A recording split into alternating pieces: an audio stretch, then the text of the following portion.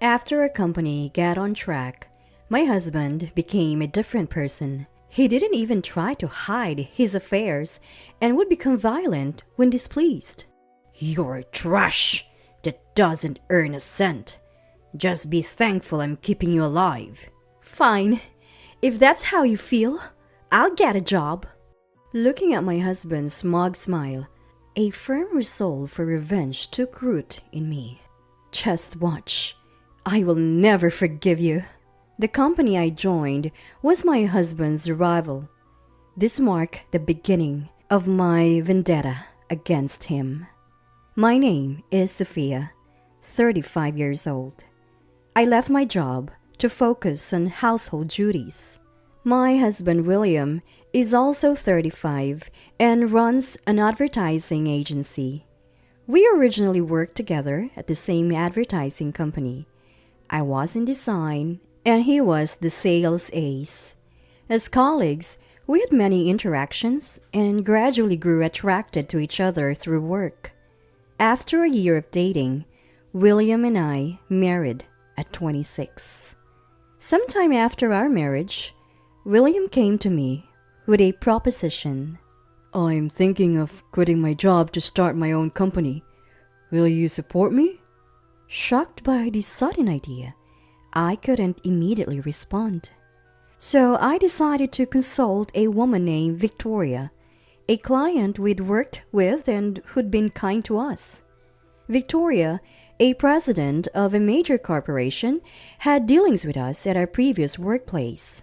She was involved in various fields of instruction and personally handled product advertising and package design. When I broached the subject of starting a company, Victoria supported our challenge and even offered to invest money. "I'm a fan of Sophia's illustrations. If you want to try, I'm sure it will go well. I'd be happy to invest." Faced with Victoria's smile, I was truly at a loss for words other than gratitude. "Thank you so much. We will definitely make it a success together." With tears in my eyes, I bowed deeply to Victoria. And so, I and William began to manage the company together. In the beginning, times were tough, and we lived in a tight apartment, scrimping on living expenses. But now that the company has found its stride, we can afford a decent apartment. I've got to keep working hard at my job to stay useful to the company. With that in mind, I was battling day in and day out to improve my skills in illustration and design, my areas of expertise. Just when I was in the thick of it, William asked me to focus solely on being a homemaker. "We're thinking of hiring a well-known illustrator. The company is going to get even busier. I want you to be there to support me." I felt a bit down, wondering if I wasn't good enough, but I didn't voice it, understanding that choosing the best is only natural for a business owner. I didn't want to burden William with my concerns. "Okay, I can still draw as a hobby after all." Accepting William's suggestion, I reported the decision to Victoria as a matter of fact. "So I'm stepping down from the job? I wanted to report it to Victoria." At my words, Victoria looked disappointed. "Well, that's a shame. It's going to be lonely not seeing Sophia's illustrations. But if you ever want to get back to it, just say the word. I'll always support you." "Victoria, thank you so much." Thus, I decided to quit my job to support William by focusing on household duties. I still post my illustrations on social media as a hobby. The response was better than I expected, becoming my little pleasure. William's company seems to have continued to grow even after I left. In tandem, our lifestyle became more affluent. William started splurging on a new car and ordering custom suits from famous brands. I wonder if it's okay to spend so much money. A bit worried about William's spending, I didn't say anything since I knew nothing about the company anymore. Well, maybe appearance and dignity become more important once you're a president. And I was more than happy as long as William took time out for me. No matter how busy he was, William always made sure to have dinner at home. Even in the midst of his busiest days, he promised to make time just for the two of us when he started a company. During dinner, William shared the company's future prospects with me. Supporting my husband's dreams alone made me happy. At that time, I still believe that these peaceful days would last forever. 2 months later, William's company's performance continued to soar. Amidst this, I started to sense a change in William's, my husband's attitude. William stopped sharing work matters with me. "How's the company?" "Oh, well, with such disinterested responses, William was. "By the way, you mentioned that we got the contract with K Company the other day. How's that going?" Thinking he might be troubled by something, I ventured a more probing question. It seemed to irritate him, and William made an unhappy face. "What's the use of telling you? You wouldn't understand. You're always at home. Don't make me explain everything." I was quite surprised to hear such words from William. "I'm sorry. Indeed, it wasn't my place to ask." After I apologized, William silently devoured his meal and immediately went back to his room. Was he just busy and tired? Reflecting on my actions, yet convincing myself with that thought, I still believed that William would return to his kind self after this bout of irritability was just a result of him being tired. But the next day, William stopped having dinner at home. He started making excuses, business meetings, client entertainment, and came home late every evening, long after dinner time. At first, I waited for him, not eating anything myself. Yet, he would return nonchalantly, having eaten out. Now, he doesn't even bother to send messages about why he's late. When I confronted him, he'd yell, "Don't you dare talk back to me! Just a housewife!" He seemed like a different person. To the current William, I am nothing more than a servant. The thought alone brought tears to my eyes. When we started the company, we supported each other through tough times, hand in hand. Yet now, I feel less regarded than his subordinates. It's not like I enjoy doing housework. I wanted to continue my illustration work. But I chose to retire to help realize William's dreams. I became a housewife to support him.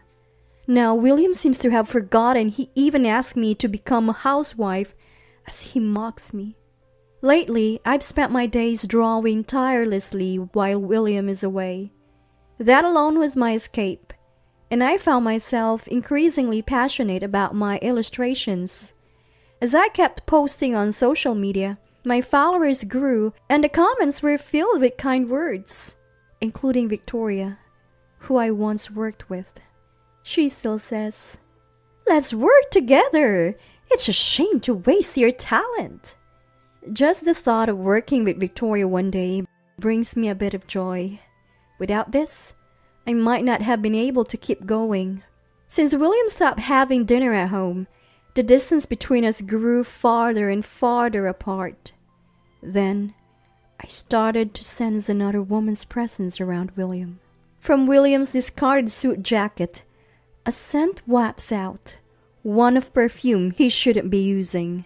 A cloyingly sweet, distinctly feminine fragrance. When I questioned him about it, he tried to brush it off, saying it must be from someone he knows. With a disgusting smirk, he seemed to say it wouldn't matter if I found out. As if my knowing made no difference to him anymore. That's when my long-standing sadness towards William turned to anger for the first time. Enough looking down on me. Yet, all I could do was wait alone at home for William, feeling increasingly left behind by society. Friends and family would laugh it off as a luxurious worry when I tried to confide in them. I was left to face this problem on my own. Then one night, William came home drunk. and I desperately took care of him, putting him to bed. That's when I saw it. A bold lipstick mark on the collar of his shirt. Such a conspicuous mark couldn't be ignored by William, surely. It was a provocative message from the other woman to me. The next day, I confronted William with the shirt in hand. "This is the shirt you wore yesterday. What is this kiss mark?" He seemed genuinely surprised at first, not having noticed the kiss mark. William didn't seem rattled at all about being questioned by me. "I just went to the club with some friends. I must have gotten it then, I was drunk, so I don't remember the details." "In a place like this, you'd have to take off your jacket to get something stuck there. Didn't you notice?" When I pressed him, fueled by anger, William clicked his tongue in annoyance. "I said I don't remember!" With that, William yelled, stood up, and slapped me hard across the face. I fell to the ground with a thud. I couldn't comprehend what had just happened. All I felt was a burning sensation on my cheek. "Don't meddle! Who do you think provides for this life?" He yelled at me before retreating back to his own room. Left alone in the living room, tears began to freely stream down my face. William had changed, and he didn't love me anymore. After that, William started raising his hand to me every time something displeased him. He complained about the taste of the meals I made, flinging the food onto the floor. "Do you even know the kind of food I eat at high-end restaurants? If you want to call yourself my wife, you better improve your cooking skills. I'm going out to eat. Can't let this garbage affect my work." I chased after William, who had a nasty smirk on his face. "I want to make meals that suit you, but you won't even talk to me. How can I make what you want if you don't tell me?" My desperate plea only made William click his tongue, looking bothered. "So, what? We divorce? I don't care. But you, a housewife, can live without me." With a sneer, William pulled a sheet of paper from the living room shelf. It's a divorce application."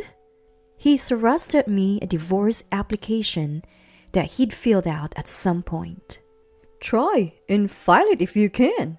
But you won't, right? You're nothing but trash that doesn't earn a cent. A parasite living off me should never defy me again." Those words snapped something inside of me. This man would never change. The kind, caring William was nowhere to be found. "If that's the case, I'll work too." "What do you mean?" "I'm saying I'll become someone who can earn her own money." I stated it clearly, and William burst into laughter as if I were joking. "Don't joke around. Who's going to hire powerless old lady like you?" I knew I shouldn't lash out emotionally. I swallowed my anger. If I retaliated, he would surely hit me again. I couldn't win with strength, so I had to fight differently. "Do whatever you want, just don't neglect the housework. If you do, I won't forgive you." William left the house after saying that. I got right to work. When I hired a detective to catch William's infidelity, I easily obtained numerous incriminating photos. Pictures of him drinking cozily with a flamboyantly dressed woman entering a hotel. And to my astonishment, there wasn't just one mistress. William had been luring women with money and playing to his heart's content. Looking at those pictures, I felt nothing anymore. I was actually glad that his flashy antics made it easy to gather evidence. I was surprisingly calm, no longer feeling any anger or sadness towards William. A week after getting the evidence, I headed to a restaurant on the top floor of a luxury hotel. I chose the prettiest clothes I could, but among the patrons of this restaurant, my outfit was embarrassingly cheap.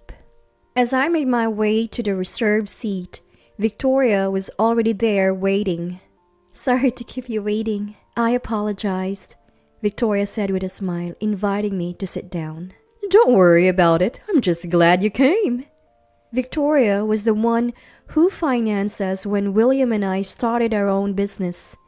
She ran an advertising agency, and now that William's company had grown, she was also the president of a rival firm. I really can't thank you enough for the support when we went independent. I don't know how to repay you. I was surprised when you two said you were starting your own company, but I've worked with you for a long time and knew you both had the skills. Plus, I've always believed in your talent, Sophia. It was nothing, just a smart investment, she reassured me. That's kind of you to say, thanks to you. My husband's company seems to be doing well. All those words, Victoria's smile faded. Well, is that so? She muttered with a hint of discomfort. I found her reaction odd, but before I could inquire further, Victoria clapped her hands sharply, changing the subject. Anyway, is it true you'll take on the job with me? Victoria leaned in eagerly, and I couldn't help but smile. Yes, I'd love to work with you. I straightened my posture and bowed deeply. Victoria was one of the people who truly appreciated my illustrations. When I decided to go independent, she funded me, saying it was because I was involved. Even when I announced I was going to be a housewife, she was the only one who urged me not to, and she even found my social media illustrations and left comments. But you really understood my illustrations. I didn't tell anyone about my social media account. You were about the only one who noticed it was me, Victoria. With a proud chuckle, Victoria responded. Because I'm a fan of yours, Sophia. I'm so glad you didn't give up on your illustrations. I never imagined you'd scout me, I confessed.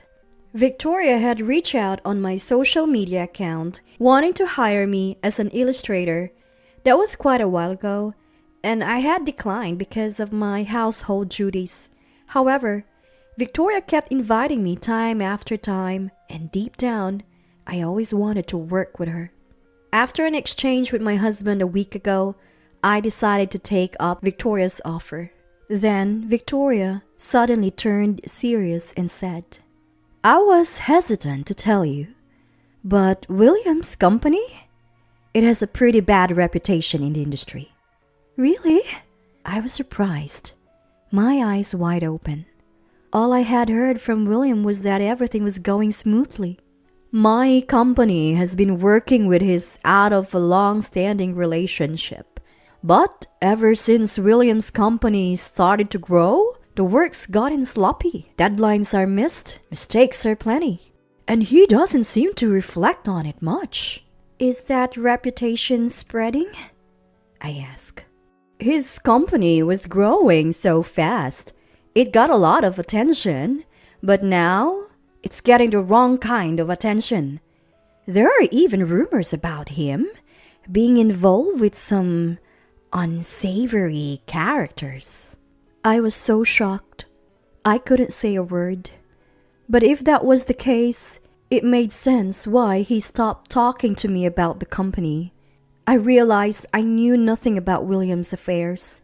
Seeing me downcast, Victoria tried to lighten the mood with a cheerful voice. But from now on, Sophia will be doing the illustrations for us. We won't need to outsource anymore, which is a huge benefit for our company. I really appreciate your accommodating my request to keep it within a scope that won't affect my family life. Thank you. No problem at all. After all, we never intended to overwork our employees. Victoria assured me with a smile, and so I began to take on work from Victoria's company. Thanks to the remote work setup, it didn't interfere with my household duties. However, Victoria's company is a rival to William's, so I've kept it a secret that I'm working with Victoria. With William seldom home, he seemed completely unaware that I had started working. In doing the work, I realized that I truly love drawing illustrations. It was fun as a hobby, but drawing on commission felt incredibly rewarding. Still, I can't help but spend much time on household duties and supporting William. Deep down, I started to harbor a desire to work on my own terms someday.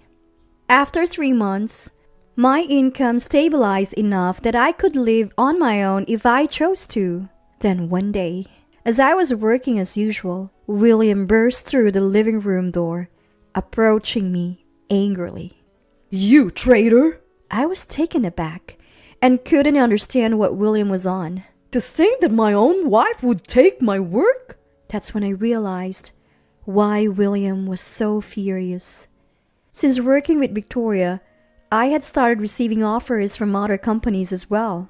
Thanks to Victoria's recommendations, I had smoothly won those contracts, and most of them were with William's clients.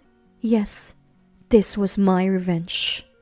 To have his work taken by the very person he belittled must be galling for William. You have no right to criticize me. I simply work. I'm sure I have your permission for that. As I spoke, William's face turned to rage, but I stood my ground. Go ahead, strike me. If you do, I'll just call the police. Hearing the word police, William seemed visibly taken aback. "You're blaming me for the downturn of my company. Can't you see this will affect your life too?" What are you talking about? I have nothing to do with it anymore. I said that and fetched the divorce papers from the room, thrusting them at William. We are no longer husband and wife. It was the same divorce petition that William had previously thrust at me. "Are you kidding me? Divorcing me just because the company is falling? You were just after the money." Only after for the money? Who do you think supported you through the tough times when you first started out? I shot back, and William was at a loss for words. "Wait, let's not talk about divorce yet. Let's discuss the future of the company, the one we started together." William tried to sweet-talk suddenly, but I glared at him sharply. Who said the company is none of my concern now? And just so you know, I'll be taking the compensation from the divorce court. William frowned in dissatisfaction. "Taking my job and now demanding compensation from the divorce? How greedy can you be?" How many times do you think you've hit me? Not to mention taking advantage of my silence to have affair after affair. I showed William photos that prove his infidelity. Immediately, his expression turned to one close to tears. "Please, the company is on the brink of bankruptcy. I can't deal with that and pay divorce compensation on top of a divorce. Please, support me like before. As soon as it became clear my company was in trouble, everyone abandoned me, Sophia. You won't abandon me, right?" What are you talking about? You'll be relieved to get rid of a parasite. Goodbye. I spat out those words to a pathetically clinging William. Then I left the house with only my work tools and a change of clothes. Later on, William and I were officially divorced. I demanded and received the full amount of compensation from him. Consequently, William had to take on debt to pay off the large divorce settlement. Furthermore, his reputation and business suffered more as the domestic abuse and affairs became known in our industry. 2 months after the divorce, William's company went under. He still hasn't found another job and is scraping by day to day. It seems he's now working multiple part-time jobs from morning till night. William sent several messages begging to get back together, but after a warning from my lawyer, they stopped completely. Apparently, even William had his limits when it came to paying more compensation. As for me, I've started living alone and making a living doing what I love, drawing illustrations. Now, I live a vibrant life, doing what I want without stress, filled with hope for my newfound freedom.